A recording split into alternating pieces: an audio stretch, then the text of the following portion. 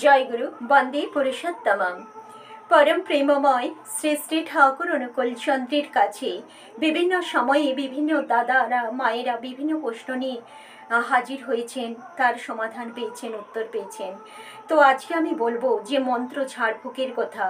এক দাদা বলছেন যে প্রথম তিনি প্রশ্ন করছেন যে ঠাকুর, কেউ যদি কাউকে অভিশাপ দেয় সে অভিশাপ কি ফলে?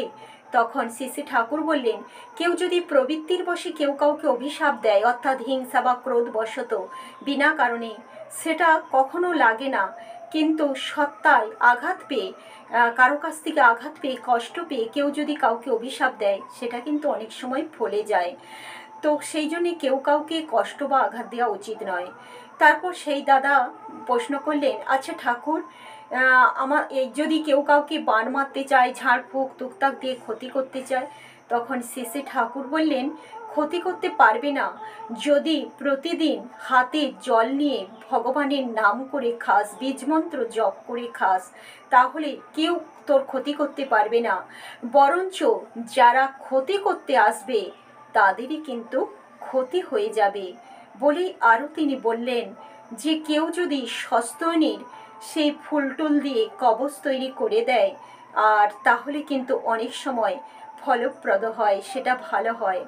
তখন আবার সেই দাদা প্রশ্ন করছেন যে ঠাকুর, মন্ত্রের সাহায্যে কেউ কি কারো ক্ষতি করতে পারে?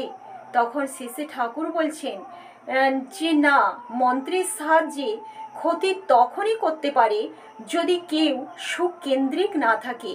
কিন্তু কেউ যদি তার গুরুতে সুকেন্দ্রিক থাকে, তখন তার কেউ ক্ষতি করতে এলেও ক্ষতি করতে কিন্তু পারবে না। তাই শ্রী ঠাকুর আমাদের এত করে সুকেন্দ্রিক হওয়ার কথা বলেন। আর তারপরের সেই দাদার প্রশ্ন ছিল যে ঠাকুর, মাদুলি, কবচ এসব ধারণের কোনো উপকারিতা আছে কি? তখন শেষে ঠাকুর বললেন, মাদুলি, কবচ এগুলি তৈরি হয় তামা বা কোনো ধাতু টাতু দিয়ে, তার তো একটা উপকারিতা আছে। আর তাছাড়া ওর ভিতরে যে দ্রব্যগুণ দিয়ে তৈরি করা হয় তারও কিছু গুণাগুণ আছে। তাই পুরোপুরি এগুলিকে অস্বীকার করা যায় না।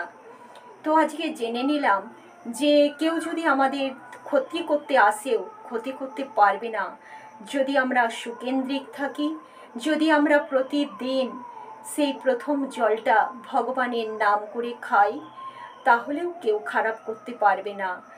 আর কেউ কাউকে ক্রোধবশত, হিংসাবশত কেউ কারো ক্ষতি করার চেষ্টা করা উচিত নয়। সেটা তার কাছেই ফিরে আসে। আর সত্তায় আঘাত দিয়ে কাউকে কখনো কথা বলতে নেই। তখন সে আঘাত পেয়ে তার মুখ দিয়ে যদি কোনো কথা বেরিয়ে যায়, সেটা ফলে যায়।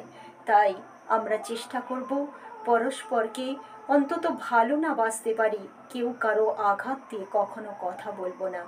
জয়গুরু, সবাইকে জয়গুরু, সবাই খুব খুব ভালো থাকবেন। আর আমার এই ভিডিও, ছোট্ট ছোট্ট সুন্দর সুন্দর ভিডিও পেতে অবশ্যই লাইক, কমেন্ট, শেয়ার ও সাবস্ক্রাইব করবেন। আর আমার পাশে থাকবেন আমার মনোবল বাড়াবার জন্য। জয়গুরু, সবাইকে জয়গুরু।